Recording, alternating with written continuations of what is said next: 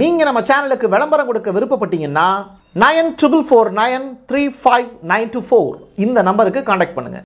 விலங்குகள் மீது நமக்கு பெரிய அளவில் அக்கறை கிடையாது. அதனால தானே என்னவோ அது இயற்கையை பெரிய அளவில் பாதித்து மிகப்பெரிய அளவிலான காட்டுத்தீக்கெலாம் காரணமாயிருது. அமெரிக்காவை சொல்கிறேன். மொராக்கோ அப்படிங்கிற நாட்டில் ஒரு சின்ன ஸ்போர்ட்ஸ் ஒன்று நடக்கிறதுக்கு, ஒரு ஈவெண்ட் நடத்துறதுக்கு 30 லட்சம் தெருநாய்களை கொலை செய்கிறதுக்கு திட்டமிட்டிருக்காங்க. இது ஒரு பக்கம். இன்னொரு புறம் இந்தியாவில் ஒட்டகங்கள் இருக்குல்ல, அதனுடைய எண்ணிக்கை அப்படிங்கிறது பாதியாக குறைஞ்சிருச்சு. உலகத்தின் பல்வேறு நாடுகளில் ஒட்டகங்களோட எண்ணிக்கை அதிகரிச்சிருக்குன்னு ஐக்கிய நாடுகள் சபை ரிப்போர்ட் சொல்லும்போது மட்டும் இந்தியாவில் மதத்தை அடிப்படையாக வைத்து ஒட்டகங்களை கொன்று கொண்டிருக்கிறார்கள் சட்ட ரீதியாக. அதை எப்படி செய்கிறாங்க அப்படிங்கிற டீட்டெயில் ரிப்போர்ட்டை தான் பார்க்க போகிறோம். வாங்க பார்க்கலாம் உறவுகளே. இது பிரசாத் சிக்னேச்சர். ஆண்களின் முழு சக்தி, இல்லற வாழ்வின் புத்துணர்ச்சி, 85 வருட அனுபவம் கொண்டு பாரம்பரிய முறைப்படி தயாரிக்கப்பட்ட இந்த மூலிகை பொடி உங்கள் வாழ்வில் மாற்றத்தை ஏற்படுத்தலாம். நரம்பு பலவீனம், நாள்பட்ட சுகர் போன்ற பிரச்சனைகளால் ஆண்களுக்கு ஏற்படும் பலவீனங்களுக்கு பிரத்யேகமாக தயாரிக்கப்பட்டது.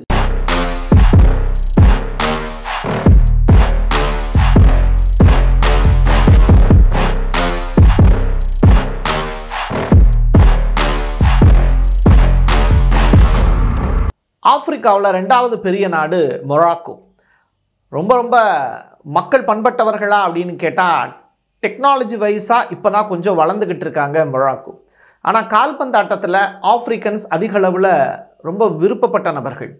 அதனால் 2030 ஃபிஃபா கால்பந்து போட்டியை நடத்துறதுக்கான வாய்ப்புங்கிறது மொராக்கோ ஸ்டேடியத்துக்கு கொடுக்கப்படுது. ஸோ வானளாவிய அளவில் இந்த போட்டியை நடத்தி மொராக்கோவின் பக்கம் உலக நாடுகளை திசை திருப்பணும் அப்படிங்கிறதுக்காக அந்த நாட்டினர் பல்வேறு ஏற்பாடுகளை செய்கிறாங்க. ஒரு கால்பந்தாட்டத்தை பார்க்க வர்றாங்கன்னா ஃபாரின் டூரிஸ்ட்டு கண்டிப்பாக அந்த நாட்டையும் சுற்றி பார்ப்பாங்க. அந்த மாதிரி மொராக்கோவை சுற்றி பார்க்குறதுக்கு என்னென்ன தடைகள் இருக்குது அப்படிங்கிறத அந்த அரசு முதல்ல ஐடென்டிஃபை பண்ணுறாங்க. அந்த வகையில் யாருன்னு தெரியாதவங்களை பார்க்கும்போது முதல்ல அட்டாக் பண்ணுறது யாருன்னா தெருநாய்கள் தான். ஸோ இந்த மொராக்கோ நாட்டுக்கு உள்ளே இருக்கக்கூடிய அன்வான்டாக தெருவில் சுற்றி திரியக்கூடிய 30 லட்சம் தெருநாய்களை கொலை செய்கிறதுக்கு முடிவு பண்ணிட்டாங்க. கொலை கருத்தடை பண்ணுறது அப்படிங்கிறது நம்ம ஊரில் வழக்கத்தில் இருக்குது. கொலை செய்யக்கூடிய வழக்கங்கிறது இன்ன வரைக்கும் இந்தியாவில் இல்லை தெருநாய்களை பொறுத்தளவில். இப்போ மீதி சில விலங்குகளுக்கு இருக்கான்னு கேட்டால் வர்றேன், அதை பற்றி தான் பேச போகிறோம். 30 லட்சம் தெருநாய்களை மொராக்கோ எப்படி கொலை செய்ய போகிறாங்கன்னா பாய்சன் வச்சு, சாப்பிடக்கூடிய உணவில் பாய்சன் வச்சு கொலை செய்ய போகிறாங்களாம். இன்னொரு பக்கம் வேட்டையாடுறது, துப்பாக்கியை வச்சு சுட்டு அந்த நாய்களை வீழ்த்துறது. இதுதான் அவங்களுடைய மிகப்பெரிய திட்டம் அப்படின்னு சொல்கிறாங்க. இதுக்கு உலகின் பல்வேறு நாட்டினர் எதிர்ப்பு தெரிவிக்கிறாங்க. இது ரொம்ப பெரிய அளவிலான அபத்தமான ஒரு செயல் அப்படின்னு. ஆனால் அதை பற்றி மொராக்கோ கவலைப்படலை. அரசு தொடர்ச்சியாக இந்த வேலையை செய்வதற்கான உத்தரவையும் பிறப்பிச்சிட்டாங்க. சரி, மொராக்கோ அப்படிங்கிற இந்த நாடு மட்டும்தான் இந்த மாதிரியான கால்பந்து ஆட்ட போட்டியப்போ வேர்ல்டில் அதிகமாக டூரிஸ்ட்டுகளை கவர்ந்து எடுக்கிறதுக்கு இந்த வேலையை செய்கிறாங்க, வேற எந்த நாடும் செய்யலையான்னு கேட்டால் சைனா இந்த வேலையை செஞ்சாங்க. சைனாவை பொறுத்தளவில் பூனைகள் அதிகமான அளவில் இருந்தது. அதை வெட்டி கூறு போட்டு அவங்க சாப்பிடவே ஆரம்பிச்சிட்டாங்க. நாய்களையும் என்ன பண்ணாங்கன்னா இதை விட பெரிய கொடுமை, நாயையும் துண்டாடி அதை பார்த்திங்கன்னா தோலை உரித்து தொங்க விட்டு அதையும் மனிதர்களுக்கு பரிமாறவே ஆரம்பிச்சிட்டாங்க. இப்போ நீங்கள் மற்ற நாடுகள்லாம் என்ன பண்ணுவாங்கன்னா ஒரு விலங்கு இறந்து போச்சு அப்படின்னா, இல்லை இறக்குறதுக்கு காரணமாக மனிதர்கள் இருந்தாங்கன்னா அதை தூக்கி குப்பையில் போட்டுட்டோ இல்லை புதைச்சிட்டோ எரிச்சிட்டோ போவாங்க. சைனாக்காரங்க மட்டும் அப்படி கிடையாது. தன்னுடைய நாட்டுக்கு எதிரியாக இருக்கக்கூடிய எந்த ஒரு விலங்காக இருந்தாலும் பிடிச்சி கடித்து சாப்பிட்டு ஏப்ப விட்டு போயிட்டே இருப்பாங்க. இதுதான் அவங்களுடைய பாணி. இன்னொரு புறம் கத்தார். இந்த கத்தார் அப்படிங்கிற அந்த இடத்துல ஒரு பெரிய அளவிலான கால்பந்து போட்டி அப்படிங்கிறது 2022 நடந்தது. ரொம்ப பெரிய அளவிலான ஃபெசிலிட்டி. பாலைவன தேசத்தில் ரொம்ப சூப்பர்வாக நடந்த ஒரு ஃபிஃபா கால்பந்து போட்டினா அதுதான். அப்போ அவங்க என்ன பண்ணாங்க, அவங்களும் இந்த டூரிஸ்ட்டுகளை கவர்ந்தெழுக்கிறதுக்கும் அவங்களுக்கு தடையாக இருக்கக்கூடிய ஒரு நிகழ்வாக பார்க்கப்பட்டது இந்த தெருநாய்கள். அதில் 29 தெருநாய்களை சுட்டு வீழ்த்தினாங்க கத்தார். இப்படி ஒரு கால்பந்தாட்ட போட்டிக்காக 3 நாடுகளினுடைய பட்டியலை மட்டும் நான் உங்களுக்கு கொடுத்துருக்கேன்.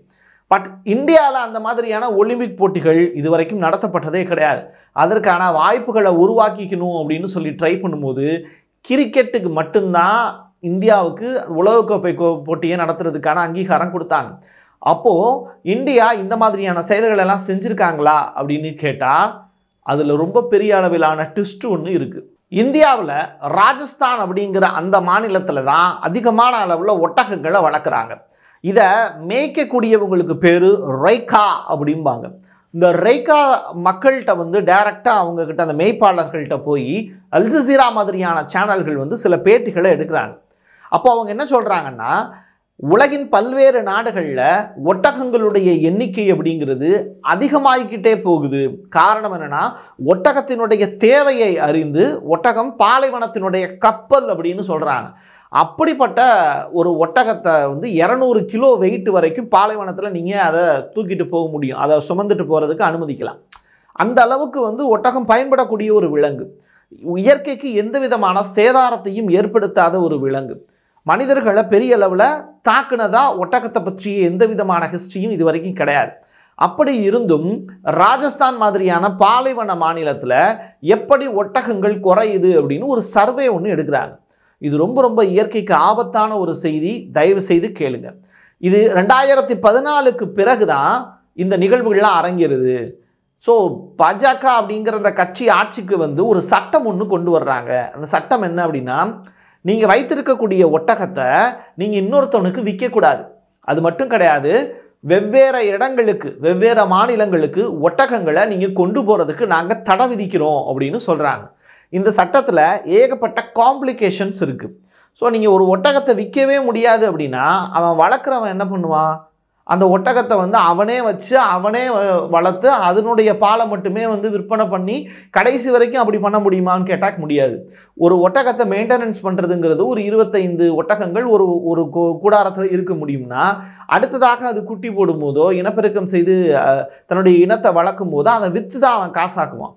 இப்படிப்பட்ட வாய்ப்பை இந்த சட்டம் கொடுக்கவே இல்லைங்கிறாங்க. மறைமுகமாக இந்த ஒட்டகங்களை கொலை செய்வதற்கு பக்ரீத் உள்ளிட்ட பண்டிகைகளுக்காக இந்தியா முழுவதும் ஒட்டகங்கள் ராஜஸ்தான்லேருந்து போகும். எங்கள் ஊர் பக்கத்தில் இளையாங்குடி அப்படின்னு சொல்லிட்டு ஒரு ஊர் ஒன்று இருக்குது, சரிங்களா? அந்த ஊருக்கு ஒரு ஒட்டகம் வரும். அந்த ஒட்டகத்தை சுற்றி அந்த பசங்கள்ல இருந்து ஊர் மக்கள் எல்லாருமே ஒன்றா வருவாங்க, குர்பானி கொடுக்கறதுக்காக வருவாங்க. அந்த ஒரு நிகழ்வு அப்போ தான் ஒட்டகத்தையே வாழ்க்கையில் நான் முதல்ல சின்ன வயசில் பார்த்துருக்கேன். அதற்கு பிறகு இப்போ அந்த ஊரில் கறி மட்டும்தான் இறக்குமதி ஆகுதே தவிர ஒட்டகத்தை அழைத்து வருவதற்கான வாய்ப்பை அரசு உருவாக்கியே கொடுக்கல. இது ஈவன் தமிழ்நாட்டில் கூட நடந்துக்கிட்டு இருக்கு. அப்போது இதை படித்து பார்க்கும்போது எனக்கு ரொம்ப ஷாக்கான ஒரு ரிப்போர்ட்டாக இருந்தது.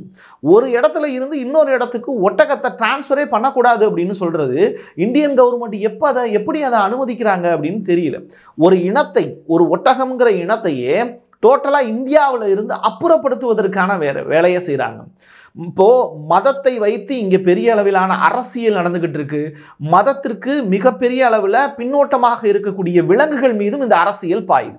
அப்படி தான் இந்த ஒட்டகத்தின் மீது பக்ரீத் அப்படிங்கிற பண்டிகையை ஒட்டி அதை யார் கொண்டாடுவாங்களோ அவங்களுக்கு எதிராக செய்யப்படக்கூடிய ஒரு மிகப்பெரிய சதியாக இது பார்க்கப்படுது. பசு வதை சட்டம்லாம் கொண்டு வராங்க. ஆனால் இந்தியாவில் இருந்து தான் அதிகமான அளவில் மாட்டுக்கறி ஏற்றுமதி செய்யப்படுது. இப்படிப்பட்ட சூழ்நிலையில் பெரிய பெரிய இன்ஸ்டியூட்டில் கோமியத்தை குடிக்கிறது பெரிய புண்ணியம், அதன் மூலியமாக மருத்துவம்லாம் இருக்குன்னு மடத்தனமாக பேசக்கூடிய நபர்களும் இயக்குநர்களாக வாழ்ந்து கொண்டிருக்கிறார்கள் உயர்கல்வி நிறுவனங்களில். இது ஒரு பக்கம். இப்படிப்பட்ட நிலையில் அந்த மாடை வளர்க்குறதுக்கோ மாடை விற்கிறதுக்கோ இந்தியாவில் தடை இருக்கான்னு கேட்டால் கிடையாது. அதை வெட்டுறதுக்கு கூட அனுமதி பண்ணுறாங்க. ஆனால் இங்கே ஆண்டுக்கு ஒரு முறை ஒரு பக்ரீத் அப்படிங்கிற ஒரு விழாவிற்காக ஒட்டகங்களை இறக்குமதி செய்வதற்கு வெவ்வேறு மாநிலங்களுக்கு அனுமதியே கிடையாதுங்கிறது ஆச்சரியமான விஷயம். அங்கே ரைக்கா அப்படின்னு சொல்லப்படக்கூடிய அந்த ஒட்டகத்தை மேய்க்கிறவங்க இருக்காங்கல்ல, அவங்க ரொம்ப பெரிய அளவில் வருத்தப்படுறாங்க. 2014க்கு பிறகு ஒட்டகங்களோட எண்ணிக்கையே குறைஞ்சு போச்சு. மற்ற நாடுகள்லாம் எண்ணிக்கை அதிகமாகிடுச்சு. இங்கே மட்டும் இந்தியாவில் மட்டும் டோட்டலாக இந்த இனத்தை முழுவதுமாக காவு வாங்குவதற்கான வேலையையும், ஒரு பண்டிகையே இருக்கக்கூடாது, அந்த பண்டிகையினுடைய அடையாளமாக இருக்கக்கூடிய ஒட்டகங்களை அடிச்சுட்டா இந்த பண்டிகையே இருக்காதுங்கிற மடத்தனமான ஒரு செயலை வந்து தொடர்ச்சியாக செஞ்சுக்கிட்டு இருக்காங்க. இதை செய்கிறவங்க ஆளும் கட்சியினர் அப்படின்னு சொல்கிறாங்க. டைனோசர் இருந்தது மாதிரி ஒட்டகம் அப்படிங்கிறது ஒரு புத்தகத்தில் இனிமேல் பாட புத்தகத்தில் தாங்க பார்க்க முடியும்னு இந்த ஒட்டகத்தை மேய்க்கக்கூடிய வளர்க்கக்கூடிய நபர்கள் அல் ஜசீரா மாதிரியான செய்தி சேனல்களுக்கு பேட்டியாகவும் கொடுத்துருக்காங்க. ஒரு ஒட்டகத்தோட விலை இன்னைக்கு தேதிக்கு வந்து பார்த்திங்கன்னா 10 லட்சம் ரூபாய் அப்படின்னு சொல்கிறாங்க. 50 ஆண்டுகளுக்கு ஒரு ஒட்டகம் உயிர் வாழும். இதன் மூலிமா என்ன லாபம் அப்படின்னு கேட்டால் ஏகப்பட்ட லாபம் இருக்குது. ஒட்டகத்தினுடைய பால் அப்படிங்கிறது ரொம்ப பெரிய அளவில் புரதம், சர்க்கரை நோயாளிகளுக்கு மிகச்சிறந்தது அப்படிங்கிறாங்க. அதை வச்சு ஏற்றுமதி பண்ணக்கூடிய நபர்களுக்கு பெரிய அளவில் லாபம் கொடுக்கக்கூடியது. ஆனால் அதையே ஒரு பேக்டாக வச்சு இப்போ மிலாஃப் கோலா அப்படின்னு சொல்லிட்டு சவுதி அரேபியாவிலேருந்து ஒரு பானம் இந்தியாவுக்குள்ளே வருதுன்னு வச்சுக்கோங்களேன். அதுக்கு மார்க்கெட்டிங் பெரிய அளவில் பண்ணுறாங்க. பட் இந்த விவசாயிகளுக்கும் இந்த ஒட்டக மேய்ப்பாளர்களுக்கும் அந்த பாலை விளம்பரம் பண்ணுறதுக்கு, விற்பனை பண்ணுறதுக்கான வாய்ப்பு கிடையாது. இதன் காரணமாக லோக்கலில் மட்டும்தான் அந்த ஒட்டக பாலை விற்பனை பண்ணுறாங்க. விவரம் தெரிஞ்சவங்க மட்டும் அதை வாங்கிட்டு போய் வெளிநாடுகளுக்கு விற்பனை பண்ணி அதனால் லாபம் பார்க்குறாங்க. ஸோ இப்படி ஒட்டுமொத்தமாக இயற்கைக்கு எந்த விதமான பாதகத்தையும் ஏற்படுத்தாத ஒட்டகங்களை ஒட்டுமொத்தமாக அழிப்பதற்கான எல்லா வேலையையும் பிஜேபி கவர்மெண்ட் செய்கிறாங்க அப்படிங்கிறது உண்மையிலேயே இவங்க மக்களுக்கான கவர்மெண்டா அப்படிங்கிறத மக்கள் சிந்திச்சு பாருங்க. நீரே இல்லாமல் 8 நாட்கள் உயிர் வாழும், சாப்பாடு இல்லாமல் 6 மாதம் உயிர் வாழும். ரொம்ப பெரிய அரிய வகை உயிரினம் தான் இந்த ஒட்டகம். ஒரே மூச்சில் 100 லிட்டர் தண்ணீரை கூட குடிச்சிடும் அப்படிங்கிறாங்க. பாலைவனத்து கப்பலாக இருக்கக்கூடிய நம்ம நாட்டினுடைய அடையாள விலங்காக இருக்கக்கூடிய இந்த ஒட்டகம் ராஜஸ்தான் மாநிலத்தில் தொடர்ச்சியாக குறைந்து வருகிறது அப்படிங்கிற ஸ்ட்ராட்டஜி வருத்தத்திற்குரியது. ஒவ்வொரு நாடுகள்லையும் இந்த ஃபங்க்ஷன் நடத்துறதுக்காக விலங்குகளை வேட்டையாடுறாங்க. இதே மாதிரி தான் இயற்கைய மரங்களை அழிப்பதனால மழை இல்லாமல் போச்சு. அதன் காரணமாக எல்னினோ வந்துச்சு. அமெரிக்காவில் காட்டுத்தீ ஏற்படுது. அண்டார்டிகாவில் பனிப்பாறை உருகி வெவ்வேறு நாடுகளுடைய இயற்கை சமநிலையை பாதிக்குது. ஸோ நம்ம ஊரில் மார்கழி மாதத்தோட குளிர் முடிஞ்சிரும்னு பார்த்தா பிப்ரவரி வரைக்கும் குளிர் நீளுது. மழையினுடைய அளவு மாறிப்போச்சு. மழை பெய்யக்கூடிய காலமும் மாறிப்போச்சு. வெயிலுடைய தாக்கம்ங்கிறது அதிகமாயிருச்சு. இதுக்கெல்லாம் காரணம் இயற்கையை விட்டு நாம் விலகி நிற்பது தான். அரசியல் செய்கிறார்கள் இந்த விலங்குகளை வைத்து. அதை பாதுகாக்க வேண்டிய கடமை நம்முடைய ஒவ்வொரு இந்தியனுக்கும் இருக்கிறது அப்படிங்கிறத நினைவுபடுத்தி நிறைவு செய்கிறேன். என் கையெழுத்து என் மக்களுக்கானது உறவுகளே. மீண்டும் ஒரு பதிவில் சந்திக்கலாம். நன்றி, வணக்கம்.